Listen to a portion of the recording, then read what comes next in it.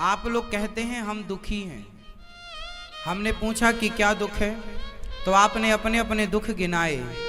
ये दुख नहीं है जिसे आप लोगों ने दुख मान रखा है, ये दुख है ही नहीं। आपको तो यही नहीं पता कि दुख क्या है। आप लोग क्या कहते हैं, हमारा भाई चला गया, हमारा बेटा चला गया, हमारा पति चला गया, हमारी पत्नी चली गई, ऐसा हमारे घर में हो गया, हम बड़े दुखी हैं धन को लेकर। ये कोई दुख नहीं है, ये संसार का नाम मृत्यु लोक है। क्या लोक है ये? यहां जो भी आता है वो जाने के लिए आता है। यहां जो भी आता है, बताओ एक का नाम बताओ जो कभी ना गया हो। आप लोग क्या चाहते हैं कि हमारा भाई, हमारा बेटा, हमारी पत्नी, हमारा पति, हमारी माँ, हमारा बाप कभी ना मरे। यदि मरेगा नहीं कोई तो प्रकृति की व्यवस्था बिगड़ जाएगी। बोलो हाँ। सोचो कि आपकी सास की सास की सास अभी तक जिंदा होती तो आपकी क्या हालत होती। पांव पड़ पड़ के कमर टूट जाती तुम्हारी, इतनी सासों को जब अलग अलग प्रणाम करती तुम। अच्छा हुआ कि मर गई। क्यों? सास की सास की सास सब मर गई, अच्छा हुआ कि नहीं? बोलो हाँ। और आप लोग क्या चाहते हैं, कोई मरे ना। आप क्या चाहते हैं, ईश्वर की व्यवस्था बिगड़ जाए। कौन नहीं मरता? मैं नहीं मरूंगा क्या? कि आप नहीं मरेंगे?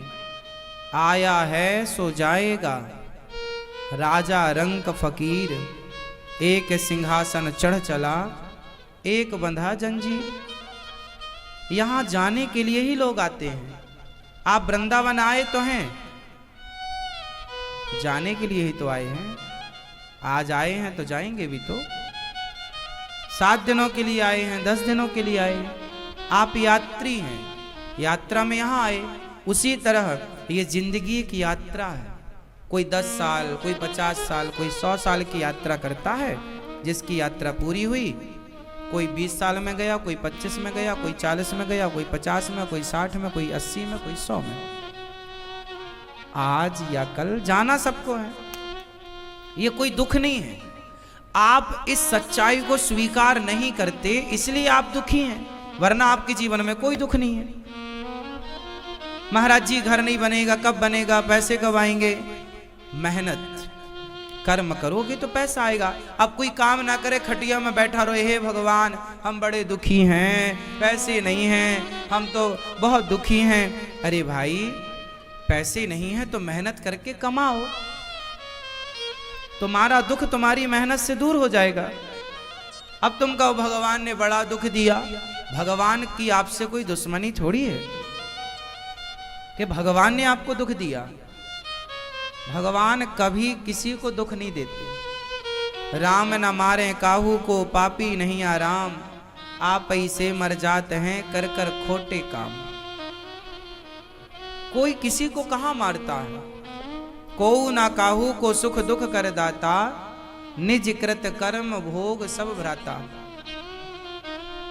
मुझे जो सुख मिलता है वो मेरे ही अच्छे कर्मों का फल है, और मुझे जो दुख मिलता है वह मेरे ही बुरे कर्मों का फल है। ये कोई जो है वो भोगना पड़ेगा, या हंस के भोगो या रो के भोगो। चलो बताओ सबसे बड़ा दुख क्या है? अब आप लोगों ने जो बताया ना, हम बड़े दुखी हैं, बहू के बेटा नहीं हो रहा है, ये कोई दुख नहीं है। आप लोग स्वीकार नहीं करते, आप चीजों को स्वीकार नहीं करते। आप कहते हैं हमारे पास ये नहीं है, हमारे पास वो नहीं है। अच्छा आप एक लिस्ट बनाओ। एक लिस्ट बनाना ऐसी जिसमें आपको ये लिखना है कि आपके पास क्या नहीं है, और दूसरी लिस्ट बनाना है आपको जिसमें ये लिखना है कि आपके पास क्या क्या है। तो आप बताओ, सब बताना, आपके पास है और आपके पास नहीं है। कुछ चीजें आपके पास नहीं हैं और कुछ चीजें आपके पास हैं। तो नहीं है उनसे, है उनसे आप किससे ज्यादा प्रभावित हो रहे हैं? आपके पास जो नहीं है आप उनके लिए रो रहे हैं, आप उनका शोक कर रहे हैं, उनके लिए दुख व्यक्त कर रहे हैं। पर जो है, क्या उसके लिए आप खुशी व्यक्त कर रहे हैं? क्या आप उसके लिए खुश हैं? आपके पास जो नहीं है आप उसकी शिकायत तो भगवान से करते हैं कि भगवान आपने ऐसा किया। जो है, क्या उसके लिए धन्यवाद दे रहे हैं? हम लोग नेगेटिव सोचते हैं, हमारे पास ये नहीं है महाराज, हम बड़े दुखी हैं, ये नहीं है, ये छोड़ दो। जो है उसमें भी तो आप खुश रह सकते हैं, वो भी तो खुश रहने की वजह हो सकती है। एक मैया बोली, महाराज मेरे पास तो बेटा नहीं है, 2 बेटियां हैं, मैं बड़ी दुखी हूं, मुझे भगवान ने बेटा नहीं दिया।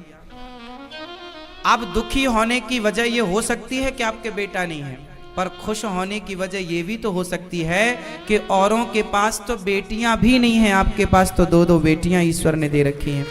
खुश होने की ये भी तो वजह हो सकती है। खुशी की तलाश आप करेंगे तो सुख मिल जाएगा, खुशी मिलेगी, पर आप खुशी की, सुख की तलाश करते नहीं।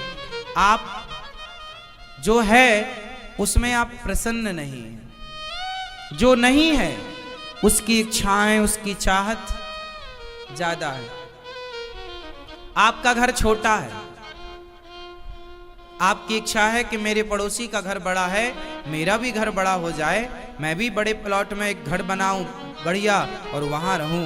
लेकिन आप बना नहीं पाए तो आप दुखी हैं, हे भगवान हमारा घर कब बनेगा, कब बनेगा।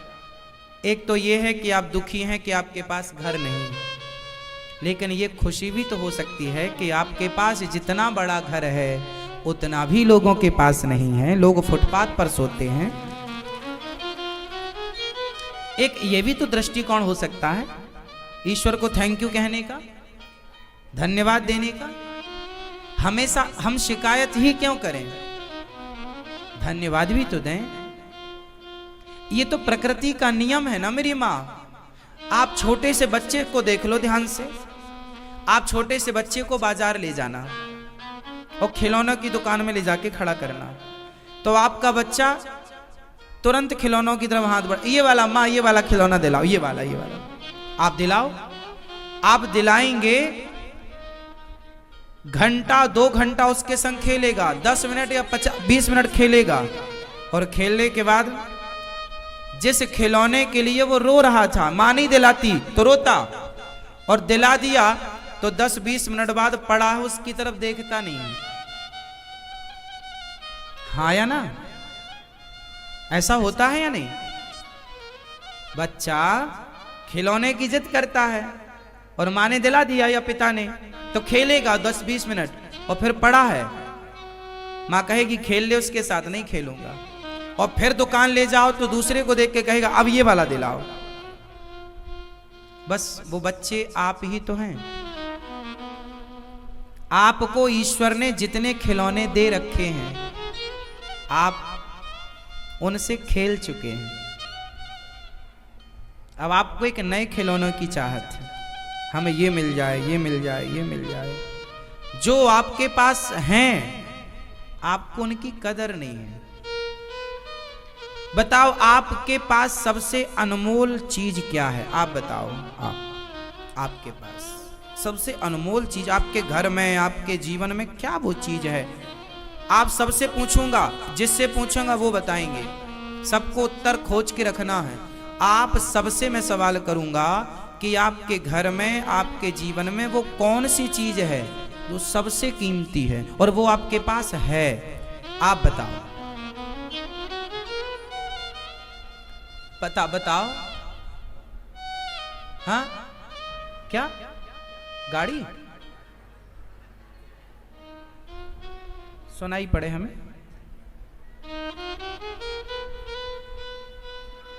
आप बताएंगे दादाजी, आप बताओ वो कौन सी चीज है जो आपके पास है, आपके परिवार में, आपके घर में, आपके जीवन में, जो आपके पास है, वो क्या है? हाँ? आशीर्वाद। 100 में से 99 लोगों को यही नहीं पता कि हमारे जीवन में, हमारे परिवार में, हमारे घर में सबसे अनमोल चीज क्या है। जब आपको पता ही नहीं कि आपके पास हीरा है, तो आप तो कांच का टुकड़ा समझ के रो रहे हैं, हे भगवान हम बड़े दुखी है, बड़े दुखी है। और क्या है तुम्हारे पास? हीरा। आप सबके पास एक एक हीरा है, मैं अभी बताऊंगा। सबके पास एक एक हीरा है, लेकिन ये नहीं मिला भगवान, ये नहीं मिला भगवान। मैया पीली मैया बताओ, जल्दी बताओ मेरी माँ, क्या है आपके पास जो अनमोल है? फास्ट। दिमाग, बहुत दिमागदार हो। थोड़ा हमें भी दो दिमाग। पीले भैया, माँ बाप, ठीक कहा आपने।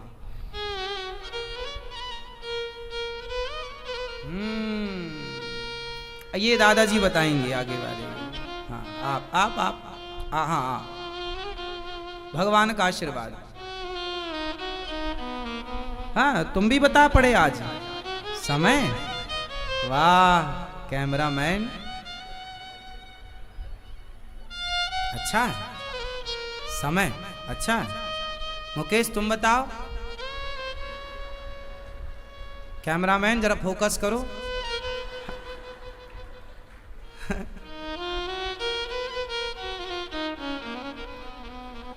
देखो आप इतना इजी सवाल का उत्तर नहीं दे पाए और भगवान के आगे रो रहे हैं ऐसे ऐसे, हे भगवान ये नहीं, ये नहीं है। हद होती है ना। आपके पास सबसे अनमोल वस्तु है, आपको ईश्वर ने शरीर दिया, मानव का शरीर। क्या है आपके पास सबसे अनमोल चीज? आपके पास शरीर है तो सब है, और ये नहीं है तो क्या है? देखने को अच्छी आंखें हैं, चलने को पांव हैं, लंगड़ा होते तो क्या कर लेते, अंधे होते तो क्या कर लेते, 2 हाथ हैं, स्वस्थ शरीर है। अनमोल तेरा जीवन यूं ही गवा रहा है। आप बताओ साहब, मैं आपको 10 करोड़ रुपए दूं और आपसे कहूं कि आप अपनी दोनों आंखें फोड़ दो या दे दो, तो क्या 10 करोड़ लेकर आप दोनों आंखें फोड़ देंगे अपनी? बोलो नहीं। आपको कोई 20 करोड़ दे और कहे दोनों पांव काट दो अपने, तो क्या 20 करोड़ लेकर दोनों पांव काट देंगे? बताओ, क्या पैसों से शरीर की तुलना हो सकती है? पैसा अनमोल है कि जीवन अनमोल है? शरीर। बोलो। कोरोना काल में लोगों ने अपनों का जीवन बचाने के लिए 1 घंटे की ऑक्सीजन खरीदने के लिए 50,000 रुपए देने को तैयार थे, लेकिन 50,000 रुपए या लाखों रुपए या करोड़ों खर्च करके भी वो अपनों का जीवन नहीं बचा पाए। लोगों ने अपनी सारी संपत्ति बेच दी अपनों के जीवन को बचाने के लिए। सारी जिंदगी जो संपत्ति कमाता है ना व्यक्ति, वो एक पल में आदमी अपनों के जीवन के लिए बेच देता है, क्योंकि हर संपत्ति से कीमती आपका जीवन है, आपकी श्वासें हैं, और वो ईश्वर ने आपको दे रखा है। उसके लिए आप धन्यवाद नहीं करते कि हे भगवान तेरा धन्यवाद, तूने ये दिया, नहीं दिया, हे भगवान बहू के बेटा नहीं दिया, अब तुम्हारी पूजा नहीं करेंगे, ये नहीं दिया, वो नहीं दिया। कुत्ता भी जिस घर की रोटी खाता है ना, उस मालिक की वफादारी के साथ वहाँ की नौकरी करके वो एक रोटी का हिसाब चुकाता है, रात भर जाग करके वहाँ की सुरक्षा करता है। क्यों? एक कुत्ता भी अपने मालिक की एक रोटी का एहसान नहीं भुलाता। बोलो हाँ, क्यों जी, बताओ सही है या गलत है? मालिक की एक रोटी का एहसान कुत्ता भी नहीं भुलाता, लेकिन आपने उस परमात्मा के दिए शरीर का एहसान भुला दिया। ये कितनी अच्छी बात है या कितनी बुरी बात है? मेरी माँ, ये मत कहा करो हम बड़े दुखी हैं। अरे आप वृंदावन में आए हैं, आप अपने कानों से कथा सुन रहे हैं, अपनी आंखों से भगवान का दर्शन कर पा रहे हैं, इन हाथों से आप समाज की सेवा कर पा रहे हैं। आप जैसा सुखी धरती पर कौन है बताओ तो जरा। कुत्ता से कहा जाए कि चल तू राम राम बोल, कुत्ता ना बोल पाएगा। कुत्ते से कहा जाए चल तो किसी का पेट भर ना भर पाएगा। 84 लाख योनियां हैं मेरी माँ, चींटी, हाथी, कुत्ता, बिल्ली, इन 84 लाख योनियों से ईश्वर ने आपको सर्वश्रेष्ठ बनाया है। सुंदर सा शरीर दिया है, भारत देश में जन्म दिया है, गंगा यमुना का किनारा मिला है हम भारतीयों को, भागवत जी सुनने को मिल जाती हैं, बिहारी जी का दर्शन करने को, जगन्नाथ जी, द्वारिकाधीश जी, रंगनाथ जी, सब महा तीर्थों का दर्शन मिल जाता है। माँ बाप की सेवा कर लेते हैं, इस शरीर से, इन हाथों से 2 पैसा कमा के किसी भूखे को रोटी दे देते हैं। अब बताओ और क्या चाहिए?